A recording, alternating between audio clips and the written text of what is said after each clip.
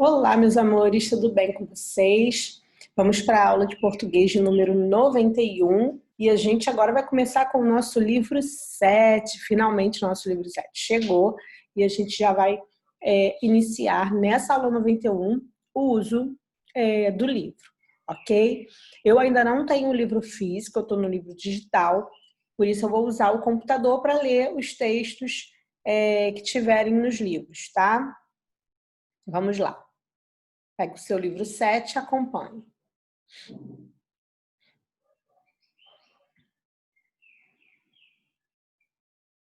O primeiro conteúdo do nosso livro 7 de português é sobre as palavras com a letra H inicial. Um pouquinho de ortografia.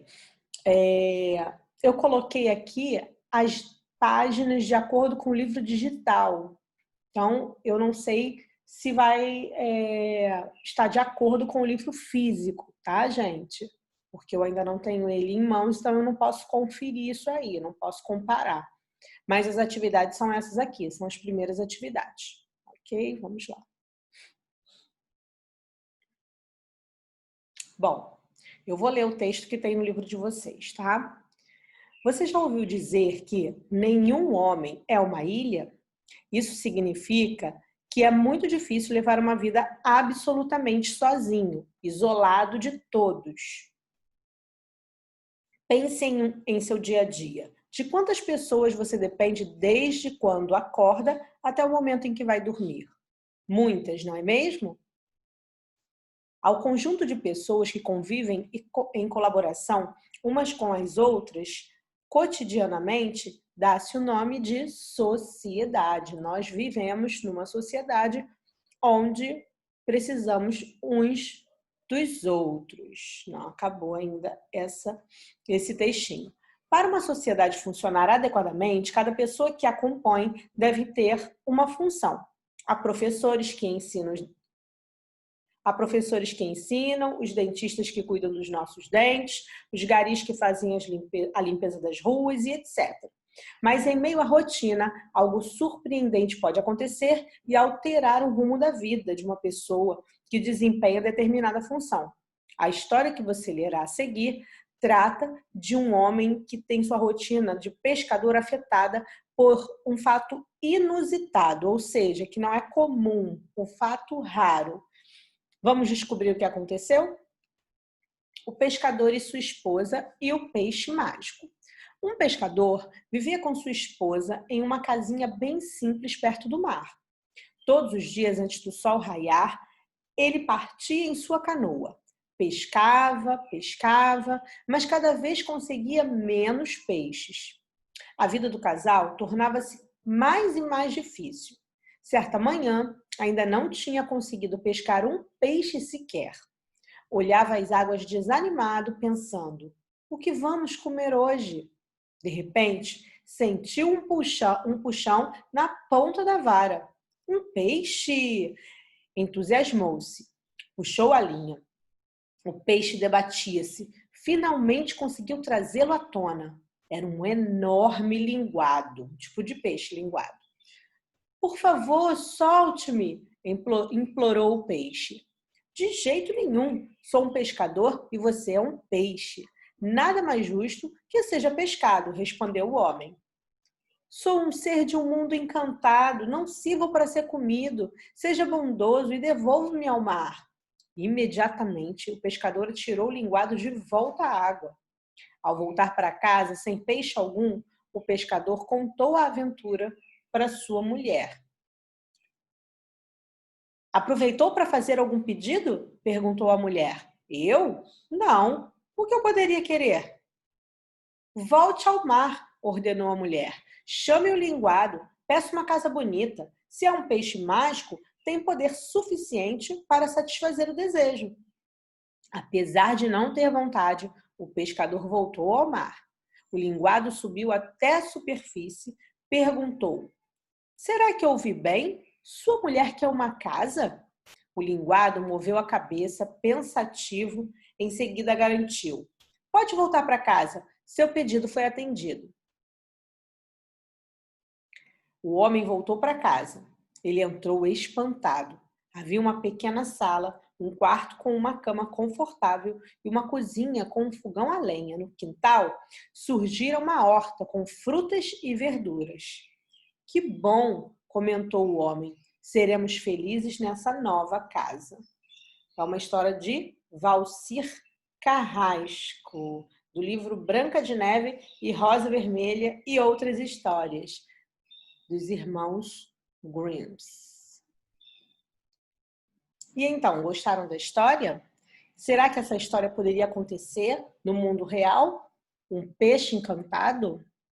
E você, o que faria? Você soltaria o peixe? Você faria pedidos? Muito bacana essa história, né? Mas é uma história fictícia. A gente sabe que não existe peixes encantados, ou existem. Vamos lá.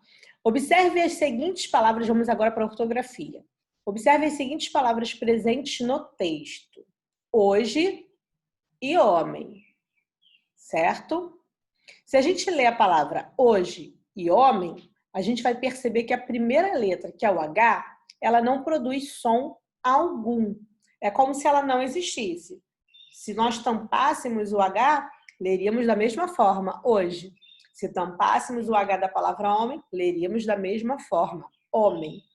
Na língua portuguesa, existem várias palavras com o H inicial que a gente lê da mesma forma, sem fazer som. Harmonia, hora, helicóptero, horta, hélice, hospital, hiena, hotel. Isso significa que essas palavras elas têm mais letras do que som. No nosso alfabeto, as letras elas produzem som. Na verdade, as letras são símbolos dos sons que a gente produz ao falar. Não é assim que acontece? A, B, C, foi a forma que as pessoas encontraram, que o ser humano encontrou, de dar um símbolo para os fonemas, para os sons que nós emitimos. Porém, a gente tem a letra H na nossa língua portuguesa que não emite som algum quando usada inicialmente. E como que a gente descobre se uma palavra ela começa com H ou não? Não tem como descobrir, a não ser aprendendo a escrever as palavras, né? Guardando, memorizando essas palavras. Existem, inclusive, palavras que elas são faladas da mesma forma e só mudam o seu significado por conta do H, da grafia, da escrita, né? Quando tem H. Por exemplo, era e era. Perceberam? Ao ler as duas palavras, eu leio da mesma forma, como se não houvesse H. Era e era. Só que as duas, ao escrever, com H ou sem H, elas têm um significado diferente.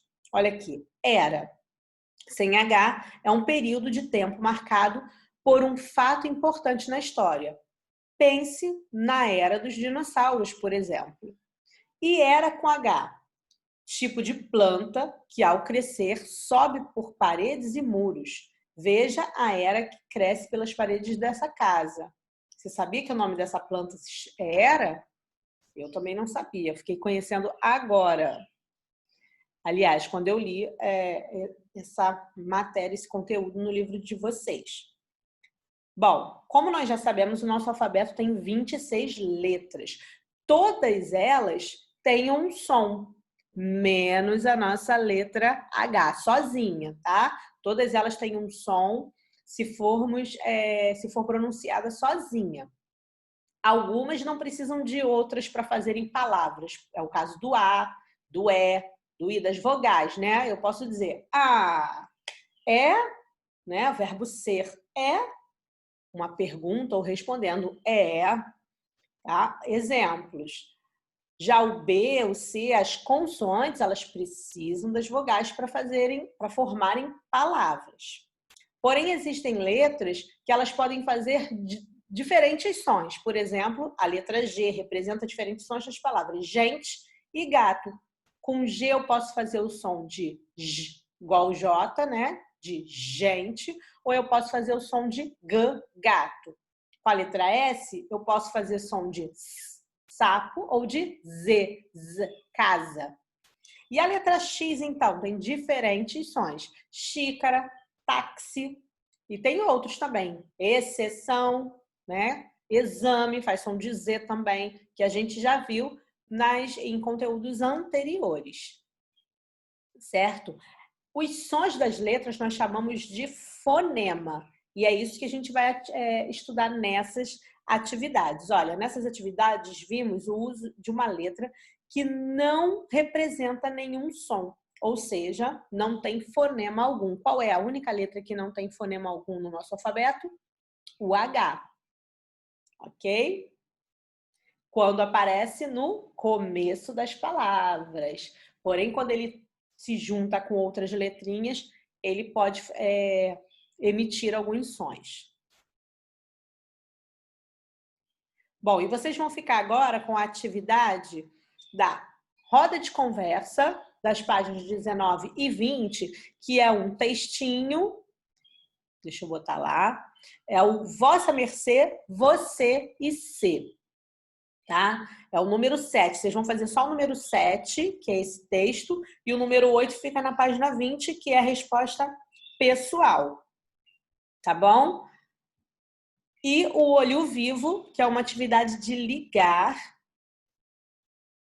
na página 23. Tem a atividade de ligar na 23, e logo, que é a 12, e logo depois a 13, que é uma perguntinha sobre essa atividade que vocês fizeram de ligar, tá bom? São só essas duas atividades pequenas, simples. Um beijo e na próxima videoaula a gente vai fazer os outros exercícios, tá? Os exercícios de aplicação desse conteúdo. Um beijo e até a próxima.